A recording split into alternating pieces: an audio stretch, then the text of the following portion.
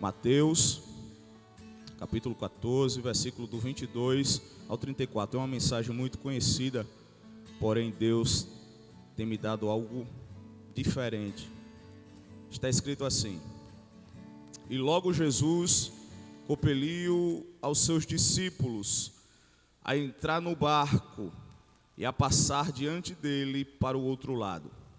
Enquanto ele despedia a multidão, e despedida a multidão, ele subiu para o monte para orar à parte. E vindo a noite, ele estava ali só. O barco, porém, já estava no meio do mar, agitado pelas ondas, porque o vento era contrário. Mas à quarta vigília da noite, Jesus foi até eles andando sobre o mar. E quando os discípulos o viram andando sobre o mar, eles perturbaram-se, dizendo: é um espírito, e gritaram de medo. Mas imediatamente Jesus falou com eles, dizendo: tende bom ânimo, sou eu, não temais. E Pedro respondeu e disse: Senhor, se és tu, manda-me ter contigo sobre as águas. E ele disse: vem. E Pedro, descendo do barco, andou sobre as águas para ir ter com Jesus. Mas ele, vendo que o vento era forte, teve medo, e começando a afundar, vou repetir, e começando a afundar, clamou dizendo: Senhor, salva-me. E imediatamente Jesus, estendendo a sua mão, segurou e disse-lhe: homem de pequena fé, por que duvidaste? E quando eles entraram no barco, o vento cessou. Então os que estavam no barco, vindo, adoraram, dizendo: verdadeiramente tu és o Filho de Deus. Ora, terminada a travessia, eles chegaram à terra de Genezaré. Amém. Maravilhoso Deus e eterno Pai, Deus, estamos aqui neste programa tão abençoado, Senhor, para ser um canal de bênção para a vida do teu povo, para a vida de cada internauta que está nos assistindo, Senhor. Nos usa poderosamente, porque estou aqui dependente da tua presença. Fica conosco, porque a tua presença é nosso real prazer. Amém. Meus irmãos, empreste-me um pouco seus ouvidos, e tenho certeza que você sairá diferente desta programação nesta manhã. Meus irmãos, quando nós abrimos a nossa Bíblia no Novo Testamento, nos evangelhos segundo escreveu Mateus, Marcos, Lucas e João, nós vamos perceber que Jesus, ele desenvolvia o seu ministério através de muitas viagens. A Bíblia diz que da Galileia a Decápolis, de Decápolis a Jerusalém, e de Jerusalém a toda a Judeia. A Bíblia diz que Jesus percorria toda a Galileia. Estudiosos falam que Jesus atendia aproximadamente 200 cidades, incluindo aldeia, que Jesus ele atendia diuturnamente aquela região. Nós sabemos muito bem que Jesus ele nasceu em Belém e que Jesus ele foi criado em Nazaré. Mas quando Jesus soube da morte do seu primo João Batista, Jesus ele se muda para Cafarnaum. Ele vai para Cafarnaum nos confins de Zebulon e Naftali. Jesus vai morar à beira do mar da Galileia, ou lago de Tiberíades. Jesus foi morar em Cafarnaum e eu vejo isso como um ponto estratégico. Por quê?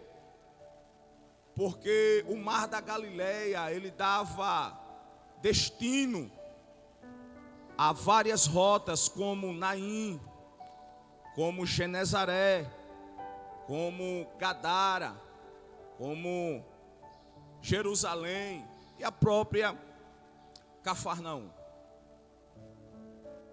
Nós percebemos que o ministério de Jesus se expandia por muitas viagens. E toda vez que o ministério de Jesus ganhava dimensão, toda vez que Jesus tinha uma agenda, toda vez que Jesus queria ir a Jerusalém, toda vez que Jesus queria ir em Gadara, era o barco de Pedro que ele usava. Geralmente, quando Jesus queria fazer alguma viagem, era o barco de Pedro que ele usava. O próprio Dr. Lucas vai dizer que Jesus pediu o barco de Pedro emprestado. Eu quero que você entenda que toda a viagem que Jesus fazia era no barco de Pedro. Toda vez que você ouvir a expressão na Bíblia, e saiu do barco, e entrou no barco, voltou a sair do barco, voltou a entrar no barco, este barco era o barco de Pedro. Meus irmãos, Jesus, ele fazia muitas viagens. Só que nessa ocasião, Jesus estava diante do episódio, do milagre, da multiplicação dos 5 pães e 2 peixinhos. E a Bíblia vai nos dizer que Jesus compeliu os discípulos. A palavra compelir quer dizer que Jesus usou força. Jesus, ele usou autoridade. Jesus não barganhou os discípulos. Jesus não pediu por favor. Jesus disse: entre no barco e vá para o outro lado. A Bíblia nos diz que os discípulos atônicos, porque era difícil ficar sem a presença de Jesus. A presença de Jesus no barco, ela nos traz segurança, ela nos traz confiança. Mas mesmo sem entender o pedido de Jesus, a ordenança de Jesus, eles entraram no barco e foram para o outro lado. A Bíblia diz que Jesus ficou despedindo a multidão. E despedida a multidão, Jesus subiu ao monte à parte para orar sozinho. Isso aqui já me dá uma boa palavra para o seu coração nesta manhã. Porque a espiritualidade de um cristão, a espiritualidade de um obreiro, a espiritualidade de um crente, ela não se é medida no meio da multidão. A espiritualidade de um cristão, a espiritualidade de um obreiro, ela não é medida dentro da igreja. Por quê? Porque dentro da igreja todo mundo é espiritual. Dentro da igreja todo mundo dá glória a Deus, aleluia. Dentro da igreja a maioria fala em mistério. Então a espiritualidade de um cristão, a espiritualidade de um pregador, a espiritualidade de um cantor não se é medida no meio da multidão e nem na igreja. A espiritualidade de um cristão se é medida quando ele está sozinho. O que você faz quando você está sozinho? Que tipo de entretenimento você assiste quando você está sozinho? Que tipo de conversa você tem quando você está sozinho? Que tipo de conteúdo você acessa quando você está sozinho? A Bíblia diz que Jesus estava sozinho, mas Jesus orava. Então a espiritualidade de um cristão nunca se é medida no meio da multidão e nem dentro da igreja. E sim, quando está sozinho, quando ninguém vê, quando ninguém sabe, mas o céu vê e o céu conhece. Então a espiritualidade de um cristão, ela se é medida quando ele está sozinho. A Bíblia diz que já chegando à tarde, Jesus estava ali só. E os discípulos estavam no meio do mar, açoitado pelas ondas, porque o vento era contrário. Quando eu li isso aqui, eu fiz uma pergunta a Deus: por que será, e será por quê, que os ventos eram contrários? Porque na vida de um cristão, o vento contrário não se levanta à toa. Na vida de um crente, o vento contrário não se levanta à toa. Tem que haver uma circunstância, tem que haver uma ocasião. Um vento nunca se levanta por acaso na vida de um cristão. Foi aí que eu fui perceber, quando eu falei com Jesus e fui olhar essa narrativa que está escrita aqui em Mateus, no livro de Marcos, capítulo 6 e o versículo 45. Aí eu fui perceber porque os ventos se levantaram contrário. Marcos vai nos dizer que Jesus ordenou aos discípulos a entrarem no barco e ir com destino a Betsaida. Só que João, no capítulo 6 e versículo 17, vai dizer que os discípulos entrou no barco e foi rumo a Cafarnaum. Aqui, irmãos, eu percebo que toda vez que Jesus mandar você ir para Betsaida e você for para Cafarnaum, os ventos serão contrários. Toda vez que Jesus disser vá para a direita e você for para a esquerda, os ventos serão contrários. Toda vez que Jesus disser fica e você for, os ventos se levantam contrário na sua vida. Toda vez que Jesus disser vai e você ficar, sempre vai se levantar os ventos contrários. Os ventos se levantou contrário naquela ocasião.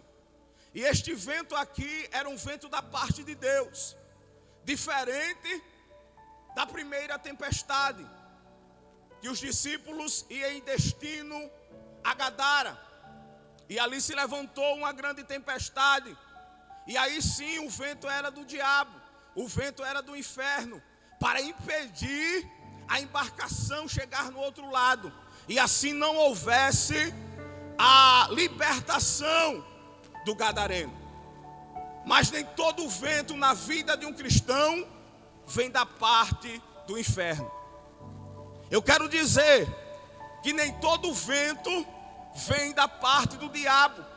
Às vezes o vento se levanta contrário na vida de um cristão, e este vento é da parte de Deus, com a finalidade de colocar o cristão na direção certa. Os ventos eram contrários aqui por causa da desobediência dos discípulos, da desobediência dos irmãos que estavam no barco. E toda vez que você desobedecer as ordens do céu, os ventos sempre serão contrários. Mas eu vim nesta manhã te dizer que este vento não é para te destruir. Este vento aqui não é para acabar com a tua embarcação. Este vento aqui não é para afundar o barco. Este vento aqui é para te colocar no rumo certo, na direção certa. Aleluia. Deus me trouxe aqui nesta manhã para te dizer que este vento não vai acabar com você. Este vento, esta crise que você está enfrentando no seu casamento, na sua casa, não vai te destruir. Este vento foi levantado para te colocar numa direção correta. Aleluia. Eu vim profetizar nesta noite, nesta manhã, que através desse vento você verá algo sobrenatural da parte de Deus na sua vida. Os ventos eram contrários, e às vezes é necessário. Você percebe que na nossa vida, muitas das vezes, a gente, quando está bem, é difícil adorar o Senhor. Quando está tudo correndo bem em nossa área financeira, eclesiasticamente falando, espiritualmente falando, é muito difícil sair um glória a Deus da boca. Mas basta Deus levantar um vento contrário, que o cristão corre para a oração, corre para a adoração, corre para o jejum. Este vento aqui vai fazer você viver algo sobrenatural da parte de Deus. O vento era contrário. O vento era contrário. A Bíblia diz que os discípulos estavam no meio do mar, açoitado pelas ondas, porque o vento era contrário. Jesus, ele estava em cima do monte. Alguns estudiosos dão o nome do monte chamado Berenice. E esse monte era privilegiado por ver toda a costa marítima do mar da Galileia. Segundo Marcos, ele vai nos dizer que os discípulos estavam longe e Jesus, ele estava no monte, vendo a angústia dos discípulos. Jesus estava no monte, vendo a agonia dos discípulos. Jesus estava no monte, vendo o problema que os discípulos estavam enfrentando. Deixa eu liberar algo de Deus para a sua vida nesta manhã. Eu não sei como é que você chegou aqui nesta programação. Eu não sei qual é o problema que está te afrontando. Eu não sei a crise que você está passando na sua família, no seu casamento, no meio dos seus filhos. Mas eu vim com a poderosa palavra de Deus nessa manhã para te dizer que Jesus está vendo você, que Jesus não perdeu você de vista. Jesus está vendo o que você está passando. Jesus está vendo o que você está enfrentando. Jesus está vendo a dimensão do problema. Eu vim nesta manhã dizer que independente do problema que você está enfrentando, Jesus não perdeu você de vista. Jesus está vendo você. Ramaya Suramandagai. Oh, Ramaya sobre Anturim Nahase. Jesus, ele está te vendo. E aqui já abre o leque para uma segunda pergunta. Se Jesus está vendo o problema que eu estou passando, se Jesus está vendo o problema que eu estou enfrentando, se Jesus está vendo as circunstâncias que chegaram em minha vida, se Jesus está vendo tudo que eu estou passando, por que Ele não vem me ajudar? Por que Ele não vem? Foi isso que os discípulos viram na hora da circunstância. Os discípulos olhou para a polpa do barco e não viu Jesus. Quantas das vezes nós não agimos assim? Passando por um problema, passando por uma dificuldade, e a gente pergunta: onde está Deus? Aonde está Jesus que Ele não vem? Aonde está o Senhor? Quem nunca se perguntou no momento da tempestade: aonde está Jesus? Aonde está Ele que não vem me socorrer? E eu digo: Jesus está no monte, está te vendo. E você pergunta: e por que Ele não vem? Ele não vem porque não é no teu tempo, não é na tua agenda, não é na tua hora, não é no dia da semana que você quer. Eu vim profetizar para a tua vida nesta manhã que Jesus vai vir, Jesus vai chegar, mas não é no teu tempo, não é na tua hora, não é na tua agenda, é no tempo dele, no dia dele, na hora dele, da agenda dele. O milagre vai acontecer na sua vida. A Bíblia vai nos dizer, irmãos, que eles estão no meio do mar, açoitados pelas ondas. E aqui eu vejo duas formas de Jesus aparecer. A primeira forma que Jesus aparece no meio de uma tempestade, no meio de uma circunstância. Qual é, pregador? A primeira forma é a forma imanente. O que é Jesus imanente? Jesus imanente é no meio de uma tempestade, você olha e ele está na polpa do barco. Jesus imanente é Jesus de perto.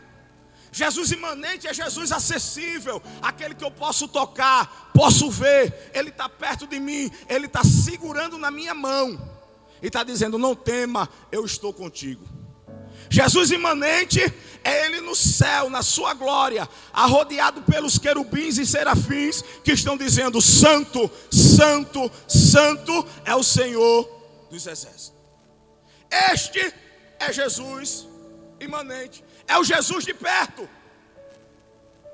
Agora, que nem sempre Jesus aparece no meio de uma tempestade de uma forma imanente. A segunda forma que Jesus aparece no meio de uma tempestade é a forma transcendente. A forma transcendente é você olhar para a polpa do barco e Jesus não está.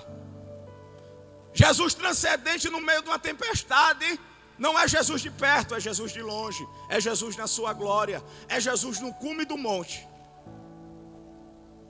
Jesus transcendente é um Jesus inacessível, que você não pode ver, não pode tocar, não pode abraçar. Mas porém, mesmo que Jesus esteja longe, mesmo que Jesus esteja no céu, mesmo que Jesus esteja diante da sua glória, ele não tira os olhos de você. Ele está vendo você. Quem crê que Jesus está te vendo nesta manhã, aonde você estiver, sinta a presença de Deus e dê um brado de glória a Deus para Ele, porque em meio à tempestade, Jesus não perdeu você de vista. Como é que você faz essa afirmativa? Jesus, ele fez uma promessa, e ele disse: quando passares pelas águas, eu estarei contigo. Quando passares, vou repetir, pelas águas, eu estarei contigo. Deus, ele faz essa promessa. Por quê? Porque Deus, ele não promete o óbvio. Se for óbvio, ele não precisa prometer. Porque se a presença de Jesus está no barco, no meio da tempestade, se está no meio da labuta do mar, se a presença de Jesus está, ele não precisa prometer. Jesus, ele não promete o óbvio.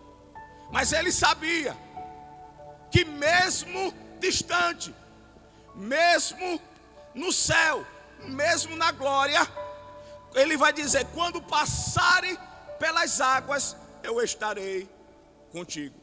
Mesmo que você não esteja vendo Jesus, mesmo que você não esteja sentindo Jesus, mas ele está no meio da tempestade.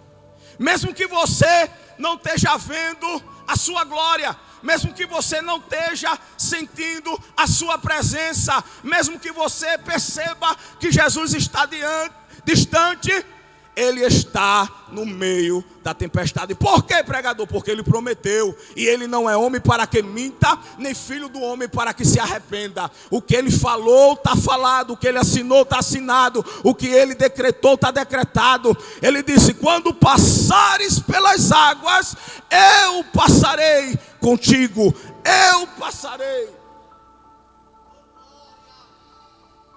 Ele está dizendo: diante da luta você não está me vendo, mas eu estou. Diante da tempestade você não pode me sentir, mas eu estou. Porque quando você passar pela dificuldade, quando você passar pelo problema, você não está sozinho. Eu estou contigo. Ora manchoravai. E amassuri amandagarra, seribica mandagar. Independente da circunstância, eu quero te dizer, você não está vendo, você não está sentindo, mas Ele está com você. A Bíblia diz que os discípulos no mar, preocupados, na quarta vigília da noite, por volta das 3 horas da manhã, Jesus vem andando por cima do mar. Ele caminhou sobre a tempestade. Ele caminhou sobre o vento. E aqui nós percebemos que o problema que os discípulos estavam enfrentando não era o vento, porque o vento era da parte de Deus. Eram as ondas que, aproveitando a circunstância, aí sim, balançava o barco. Queria quebrar o barco. O que balançava o barco eram as ondas. O que balançava o barco eram as ondas do mar, porque estudiosos vai dizer que passavam de 3 metros. O que balançava o barco eram as ondas. E os discípulos estavam com medo do barco afundar. Era um problema na vida dos discípulos. Mas na quarta vigília da noite, por cima do possível problema, da dificuldade, Jesus vem andando por cima do mar. Jesus vem andando por cima das ondas. Você não entendeu, mas eu vou repetir. Por cima do possível problema que você está enfrentando nesta manhã, Jesus está dizendo, eu ando por cima. Quando Jesus está dizendo isso, Ele está dizendo, eu estou no controle de todas as coisas. Aleluia. O mar era um problema para os discípulos, mas o mar estava debaixo dos pés de Jesus. Jesus está dizendo, o que te afronta hoje, eu estou no controle de tudo. Aleluia. O câncer, a diabetes, problema no casamento, na família, aleluia, problema no sangue, dores de cabeça, filhos rebeldes, marido que bebe cachaça, anda no meio da rua, prostituto, está debaixo dos meus pés. Eu estou no controle.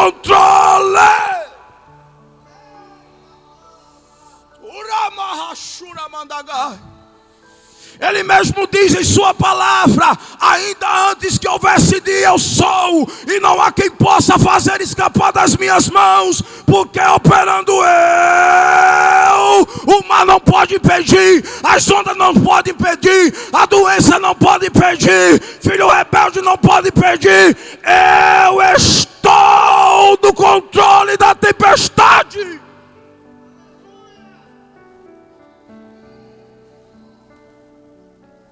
Quem crê que a quarta vigília está chegando na sua vida? Os discípulos estão de 6 horas da tarde, diz estudiosos, até 3 horas da manhã, remando, 9 horas, remando, sem sair do lugar. E às vezes nós vem e faz uma pergunta, por que Jesus demora tanto? Jesus demora, pregador, demora. Vai dizer isso para os discípulos que está de 6 horas da tarde até 3 horas da manhã, remando contra a tempestade. Jesus demora, pregador, demora. Vai dizer isso para Marta e Maria. Deus demora, pregador, demora.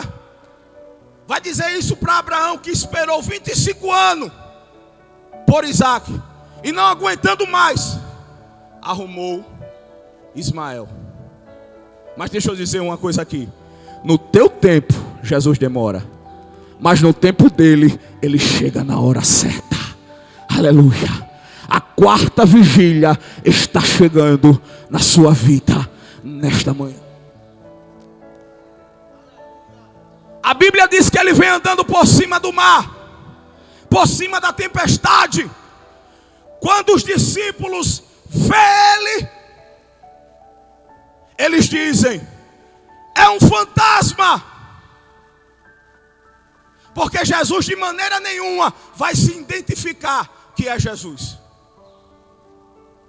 Jesus vem andando e eles dizem: é um fantasma. A Bíblia não faz menção do discípulo que disse que Jesus era um fantasma. Mas se eu fosse cogitar alguém aqui, quem eu cogitaria? Quem? Pedro. Porque Pedro tem dificuldade de conhecer quando Jesus chega. Pedro tem dificuldade de conhecer quando Jesus aparece. Quer ver uma coisa? Depois da ressurreição, Jesus vai se encontrar com Pedro na praia. E Jesus pergunta: tendes o que comer? E Pedro não conhece Jesus. Pedro vai dizer que pescou a noite toda.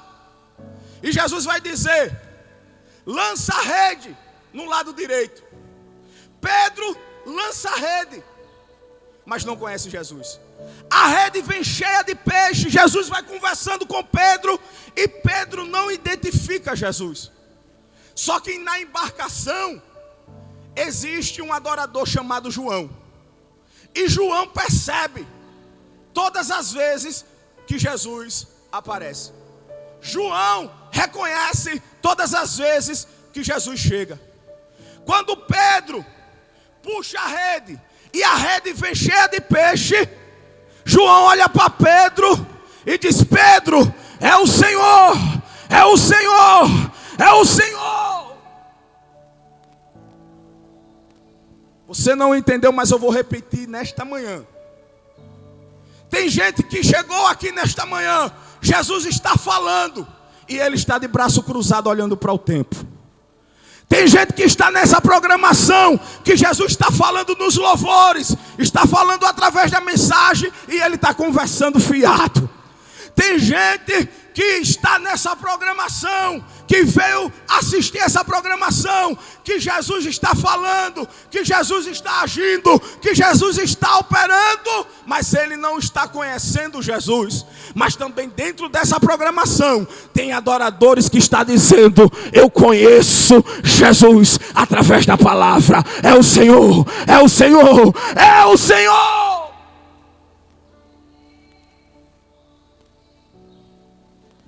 É difícil conhecer Jesus no meio de uma tempestade.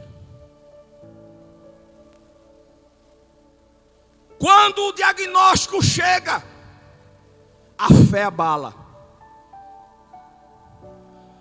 Quando o médico diz: não tem mais cura, a fé abala. Quando o médico diz: não tem mais jeito, a fé abala. Pedro não conhece. E eu conjecturo que Pedro disse: é um fantasma. João disse: não, Pedro, é o Senhor. Aí Pedro, presbítero Stax, vai colocar Jesus à prova. Pedro vai dizer bem assim: se és tu, colocando Jesus à prova, se és tu, manda-me ter contigo por cima das águas. Mas o que eu acho interessante é que quando eles gritam: é um fantasma, Jesus vai chegando perto do barco e diz: tende bom ânimo, sou eu, não temas. Jesus não se identifica. Ele diz: tende bom ânimo. E aqui eu trago uma palavra de Deus para a sua vida. Porque Jesus disse: tende bom ânimo. Porque, meus irmãos, eu entendo que no meio da dificuldade, no meio do problema, ter a fé em Deus, até vai. No meio do problema, no meio da circunstância, você acreditar em Jesus, dá para acreditar. Agora, ficar animado com a prova, Ficar animado no meio da circunstância, no meio da dificuldade, no meio da crise. Pois é isso que Jesus está dizendo. Jesus está dizendo: no meio da dificuldade, no meio da crise, no meio do problema, no meio da circunstância, tende bom ânimo. Por que Jesus diz isso? Porque Jesus sabe que um crente desanimado não presta para nada. Um crente desanimado não presta para nada. Ele não adora, ele fala de quem prega, ele olha o hino de quem canta, ele vem para a igreja para olhar a roupa do irmão, ele vem para a igreja ver tudo de errado. Só não vê, está frio, está desanimado. Mas um crente que está animado, ele não quer saber quem está pregando, ele não quer saber quem está cantando, ele vem para adorar. Em meio à circunstância, que é um conselho, adore, se anime. Jesus está no meio da tempestade.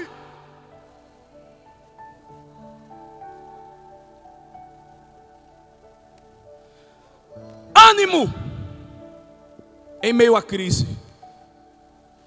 Ânimo em meio à tempestade. Ânimo em meio às lutas. Tende bom ânimo. Sou eu. Não tem mais. Quando Jesus fala isso, aí Pedro vai dizer: se és tu, manda-me ter contigo por cima das águas. Jesus disse: vem. E aqui eu paro para lhe explicar algo. Os estudiosos vão dizer que o mar da Galileia tinha 6 quilômetros para frente, 6 quilômetros para trás. Mateus vai nos dizer que Jesus andou por cima das águas. Só que Marcos vai nos dar algo fantástico. Marcos vai dizer que Jesus veio por cima do mar com a intenção de tomar a dianteira do barco. Quando Jesus diz: tende bom ânimo, sou eu, não tem mais. Pedro disse: se és tu, manda-me ter contigo por cima das águas. Jesus disse: vem. Você se lembra que no começo da mensagem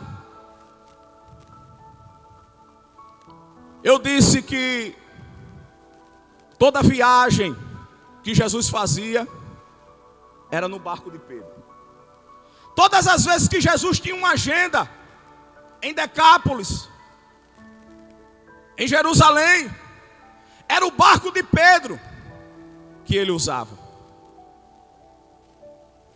E eu imagino, não está na Bíblia, mas em uma forma de conjectura, que dentro do coração de Pedro deve ter criado o sentimento: ai, se não fosse o meu barco. Se não fosse o meu barco, o que seria do ministério de Jesus? Se não fosse o meu barco, como era que Jesus ia chegar do outro lado? Ah, se não fosse o meu barco. Jesus, ele vê o que está por fora, mas também ele vê o que está por dentro. Aí eu imagino Jesus vendo essa indagação de Pedro. Jesus disse: entre no barco e vá para o outro lado.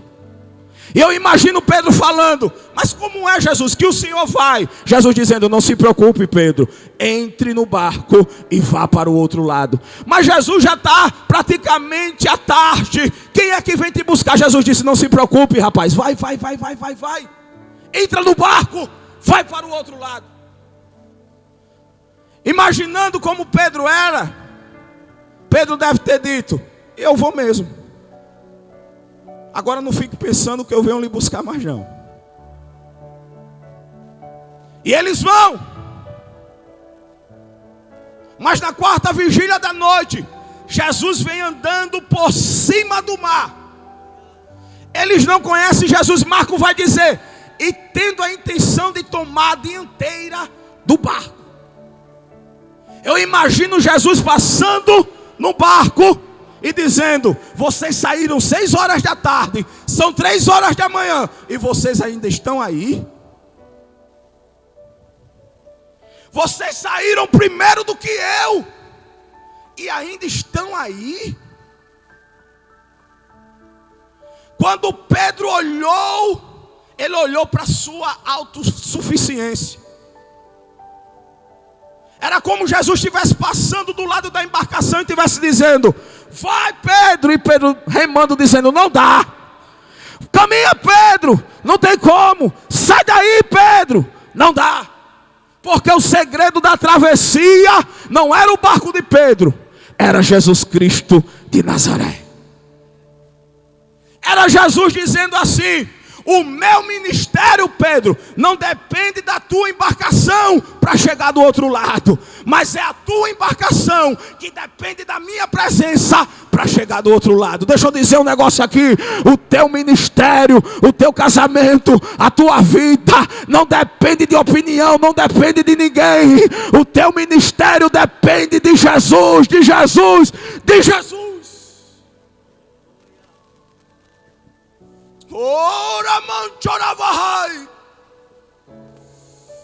O teu ministério, a tua vida, as lutas, os problemas que alguém está dizendo não vai dar, não vai conseguir. Jesus está dizendo: na 4ª vigília da noite eu estou chegando. Eu sei o tempo certo, eu sei até quando a tua embarcação aguenta as ondas do mar, eu sei a resistência do barco. Na hora certa eu vou chegar. Quando Pedro percebe isso, ele disse: rapaz, meu barco não está com nada, eu vou descer e vou me encontrar com Jesus. Aí a Bíblia diz que ele desce e ele caminha por cima das águas. Só que vendo na força do vento, a Bíblia vai dizer: e começando a afundar. Eu já preguei essa palavra em outros lugares. Até falei para o presbítero Stasky que eu errei muito quando eu preguei essa mensagem. Porque antigamente eu fazia até a coreografia que Pedro estava afundando. Eu imaginava Pedro com a água no pescoço, pedindo socorro, já não tendo mais jeito. Mas só que Pedro nunca afundou.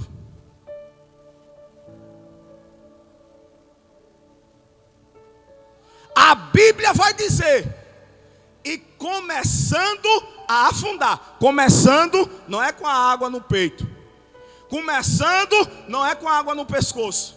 Se muito foi no tornozelo. Quando Pedro foi andando, que olhou para as circunstâncias do vento, que bateu fofo, aí ele grita: Senhor, salva-me. Sabe qual é o problema da nossa geração? É esperar a água chegar no lombo para pedir socorro. É esperar a água chegar no pescoço para clamar, para gritar. Pedro, não perdendo tempo, quando bateu o fofo, ele disse: oxe, Senhor, salva-me. E a Bíblia vai dizer que imediatamente Jesus estendeu a mão e segurou.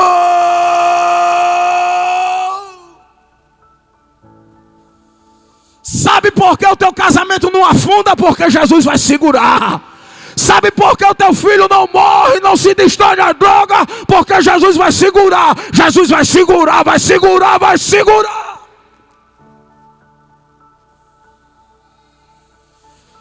Mesmo que você esteja caído nesta manhã, Jesus está dizendo: eu tenho a intenção de estender a mão, e se você segurar, eu te coloco de pé.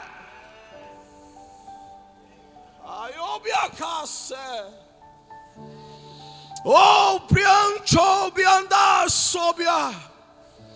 Oriamancho kamasui deviase. Remincho rabaio kamasu priandori minahai. Jesus está segurando. Jesus está segurando. Jesus está segurando você. A Bíblia diz que mesmo você sendo infiel, Ele permanece fiel. Mas isso não quer dizer que as coisas vão acontecer. Porque você sendo infiel, Jesus permanece fiel. Jesus está dizendo, independente de você não prestar, independente de você andar distante, independente de você não me adorar, eu permaneço fiel. Eu não mudo o meu caráter. Eu sou justo, eu sou santo, eu sou grande, eu sou invencível, eu tudo posso, sou eu que mando, sou eu que faço, sou eu que restauro, sou eu que dou força, sou eu que levanto, sou eu que curo, sou eu. Oh, aleluia! Jesus estende a mão para Pedro e diz: homem de pequena fé. E eles voltam para o barco. Agora Pedro volta em segurança. Por quê? Porque do lado dele está o Todo-Poderoso. Eles sobem na embarcação. E Jesus, eu imagino falando com eles dizendo: eu não mandei você ir para Betsaida. Por que vocês foram para Cafarnaum? Foi aqui que Deus me deu o tema da mensagem: recalculando a rota. Sabe quando você está perdido e o GPS do seu carro recalcula a rota para te colocar na direção certa? É Jesus Cristo. Jesus Cristo chegou na embarcação e disse para eles: eu mandei você ir para Betsaida e vocês foram para Cafarnaum. Agora quem está no barco sou eu. Quem dá o controle sou eu. Quem manda sou eu. Quem faz sou eu. Nem Betsaida e nem Cafarnaum. Agora nós vamos para Genezaré. E aqui eu encerro te dizendo: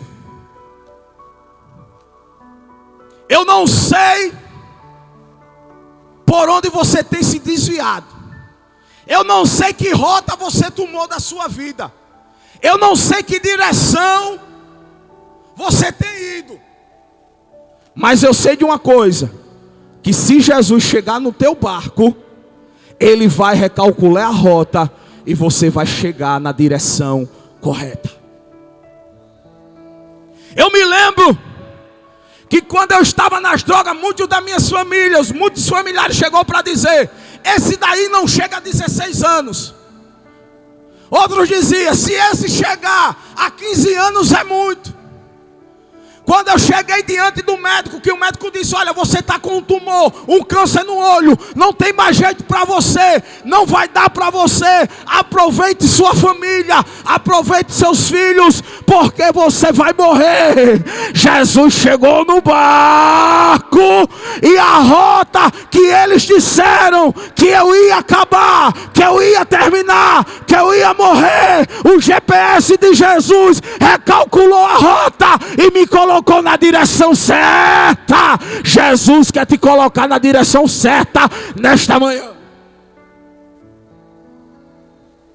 Eu não sei para onde você tem ido. Eu não sei que caminhos você tem enfrentado. Mas eu quero te convidar para pegar na mão de Jesus nesta manhã. Eu não sei como é que está a tua história. Se muito está dizendo: não vai dar, o casamento vai destruir, a família vai acabar, os filhos. Jesus está dizendo: se eu chegar no barco hoje, eu recalculo a rota, eu coloco na direção correta, eu coloco no rumo certo.